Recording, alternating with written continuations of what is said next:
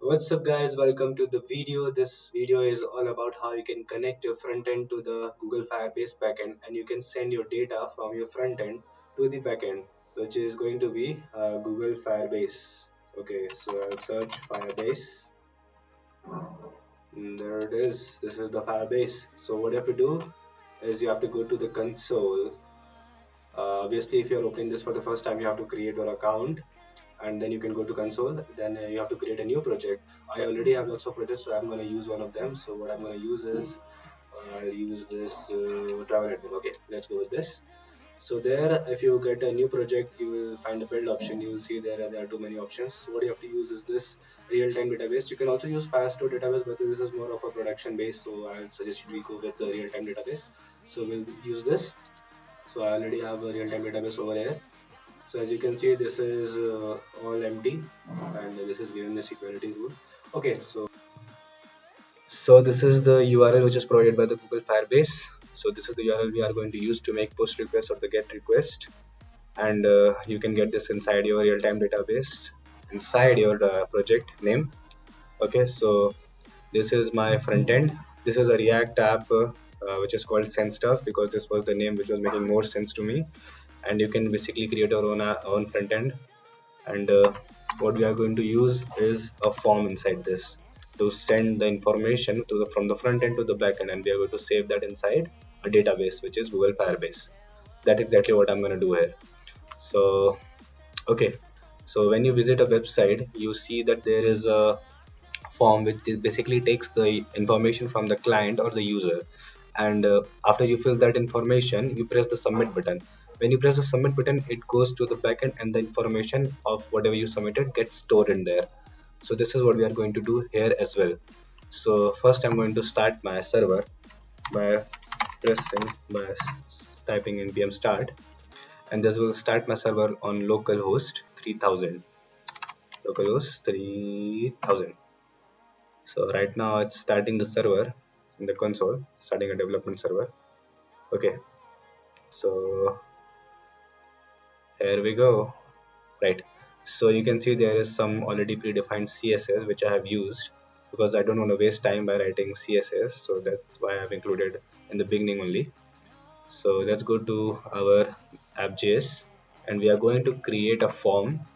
Okay, so we are going to create a form. Okay, and we are going to create 3 input fields in this. Okay. Input ctrlc, ctrlv, ctrlv. Okay, and then now we are going to give a prop which is called placeholder. It's like a title to a input field. So the first input is going to say name. Okay, name, and the second input for email, and the third input is for age. Okay,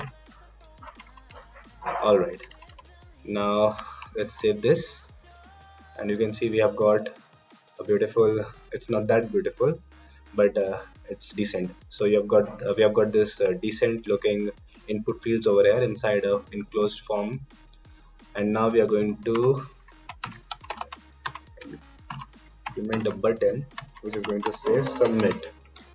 Okay, so here we go. Now we have our form ready, and in here we are going to use a hook which is called useState. I expect that you guys know what useState hook is. If you don't know, so the useState is used to allow us to track state in functions component. Okay, so it allows us to basically track the state. So we are going to use this useState. Okay, so now we are going to define 3 state in here, all 3 input field state. Okay, so the first state is going to be, the name state. So let's say name, set name. We use set for convention just to not mix up with the name and the setting property. So this state is going to be a string type, and now we are going to define another state which is email, set email. Okay, and this is also going to be a string, and the last state is const age state, right? Set age. Use state, and this is going to be a string 2. Okay, now I'm going to create a function that will give the information stored inside this state, and will bind that function with this inputs. Okay, so I'm going to create the function right now. With the function is going to be the name, and I'm going to use h, which is for handler. Okay, so another function email, h. Another function, this is going to be h, sorry, that's fine. Let's go. And now just a second, guys. Okay, so after a long phone call, let's continue with the video. Okay, now we are going to use a prop which is provided by React inside input, so we can use that, and that prop is called onChange prop.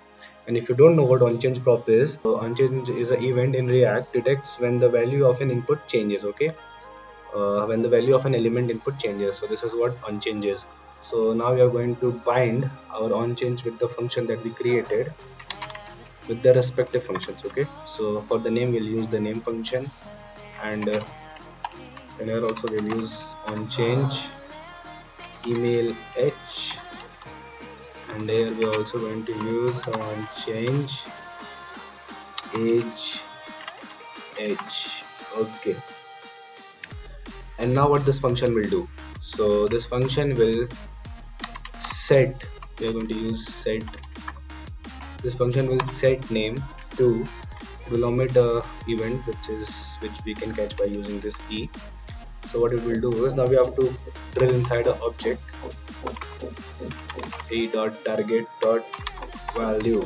Okay, so now this will set this name variable to e.target.value, which is basically what the user will type inside this input field. It will just set the value of the name field to this value, whatever the user enters inside this field.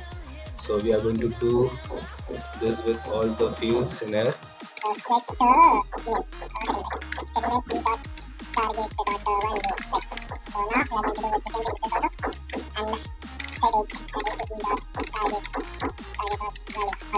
Now we have our functions ready, and we also binded them with the onChange prop. And now we are going to save this, and I'm going to open the console quickly. Okay, so now what we're going to do is we have to submit this form. So we'll use a function submit h. Okay, e. We are going to use this function as a value in form element, so on submit prop, and we are going to pass the function error submit. Okay, we just have to pass the name of the function, we don't have to execute it in there. So okay, now this is ready. So now we'll see if this works or not. So if you press submit right now, yeah, nothing will happen. Okay, so there you see that this is reloading, and you can stop this by using e.pre-event default. Okay, so now you can see this is gone. Okay, so now this behavior is gone. So what we are going to do is, now we will go create an object const user data. This is good, really good name. Yeah, user data, and here we are going to pass all these variable names. So the name is going to be the name, and the email is going to be email. Alright, and age is going to be age. And now we'll just log user data to see that this is working or not. Alright, so just let's refresh this. Name I will enter Kaustub, mail I will enter Singh @mail.com, and age 21. So let's submit this. So you can see now this is working fine and we have got all our information. So let's jump into the core. Okay, so now we are going to send this data to our this database right here. So first thing first, what we have to do is we have to provide you can see there is an endpoint which says null, so we have to provide something in here, like a URL. So we'll say user, this can be any name of your choice. I'm using this user data. Okay, alright, service which is Axios to call the API. So let's create a new terminal and install the service npm Axios.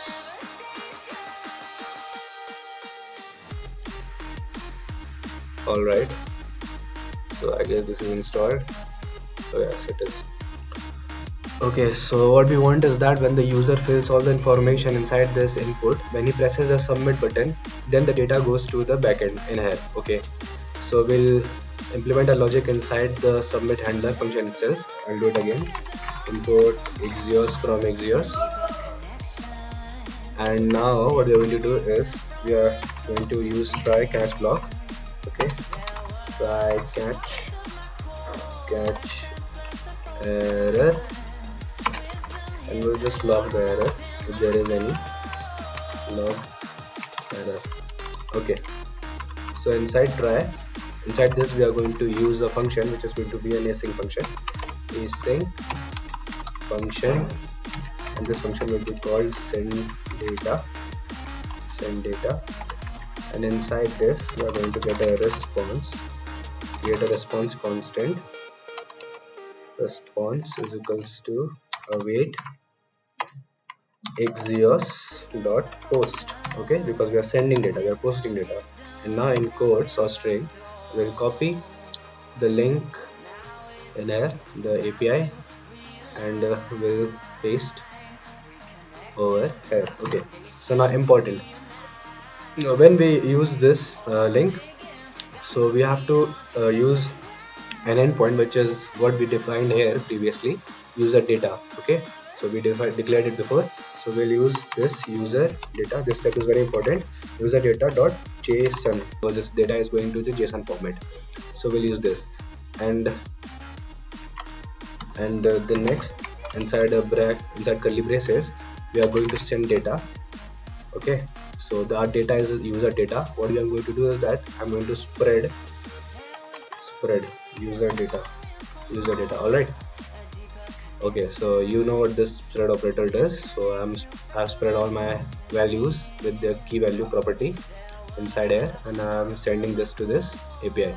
All right, so this is it, and I've already implemented try catch. All right, so what I will do right now is I'll just console log the response, and here important, will execute the function send data. Okay, because if we don't execute, this function won't work. Alright, so we did this successfully. Right now you see that there is no information here, we just have our endpoint which is user data and the URL. Alright, so what we'll do is we'll just write, I'll refresh this once. Okay, now we'll fill in the information. Kaustub mail.com, anything, and age is 20. Okay, and we'll submit. So this is the response from Axios, which says which says status we have got 200, and status takes us. Okay, so let's see our data. So now you can see we have got this play icon over here. If we press, you see this is a unique ID which is generated by the Firebase itself. Now inside this we have our information saved. and we have successfully sent our data from front end to the back end. Okay, so this is what you will use when you want to send your data from the front end to the back end, and this is the most convenient way that you can use to send your data. Alright guys, if you successfully connected your front end to the back end and you successfully send your data to the back end, then don't forget to give this video a like, and let's target for 100 likes.